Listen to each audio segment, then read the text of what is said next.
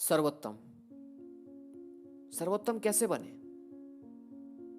दोस्तों, आज मैं आपको एक छोटी सी कहानी सुनाने जा रहा हूं जो शायद आपको आगे चल के जिंदगी में काम आए। एक बार एक राजकुमार अपने सुंदर बगीचे में टहल रहे थे।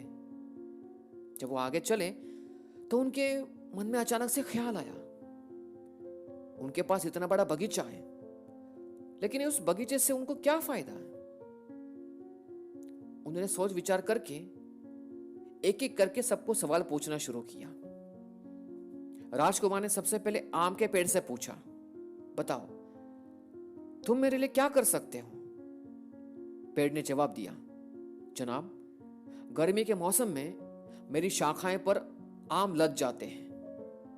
आपका माली उन सारे आमों को इकट्ठा करके आपको और आपके मेहमानों के सामने पेश करता है। शाबाश, राजकुमार बोले।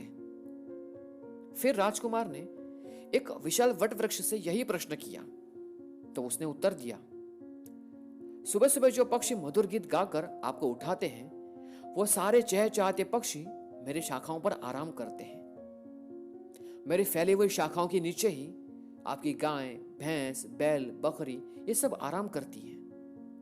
राजकुमार खुश होकर बोले, शाबाश।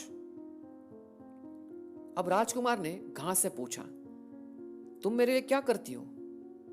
तो घास ने उत्तर दिया, जनाब, आपकी गाय, भैंस, बैल, बकरी इनको खाना खिलाने का काम मैं करती हूं। उनको पुष्ट बनाने के लिए अपना बलिदान हम देते हैं। राजकुमार प्रसन्न होकर बोले, बहुत अच्छा। इसके बाद राजकुमार ने एक नन्ही डेजी फूल से पूछा, नन्हे मियां, तुम हमारे लिए क्या कर सकती हो, बताओ। तो डेजी ने कहा, जनाब कुछ नहीं, मैं ना आपको फल दे सकती हूं, ना आपके लिए कोई बलिदान कर सकती हूं, ना आपको कोई छांव दे सकती हूं। यदि मैं आपके लिए अगर कुछ कर सकूं तो बस इतना ही है कि मैं एक सर्वोत्तम नन्हा डेजी बनूं।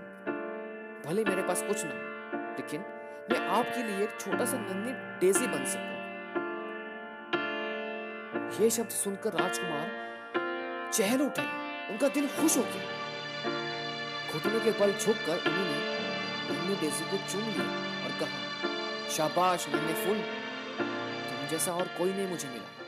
मैं तुम्हें हमेशा अपने परिधान के बटन में लगाऊंगा ताकि मुझे इस बात का एहसास हो। ये सच्चाई हमेशा याद रहे, मैं जहां तक हो सके अपने अंदर सर्वोत्तम बनने की इच्छा शक्ति को विकसित कर सके। भले आप कोई भी हो, चाहे आप किसी भी रूप में जी रहे हो, तो ये मेरे जीवन की सबसे बड़ी उपलब्धि होगी। दोस्तों, आपने इस कहानी से क्या सीखा? शायद कुछ भी नहीं, लेकिन दोस्तों ऊंची उपलब्धि हासिल करने के लिए हमें इच्छा शक्ति का होना बहुत जरूरी। तो हमें अपनी इच्छा शक्ति को विकसित करने की प्रेरणा कहीं ना कहीं से ढूंढनी चाहिए और वो मिल जाती है बशर्ते हम हर समय अपनी जागरूकता को बनाए रखें। ये तभी संभव हो सकता है जब हमारा नजरिया सकारात्मक हो, जिंदगी के प्रति ईर्ष्या ना हो।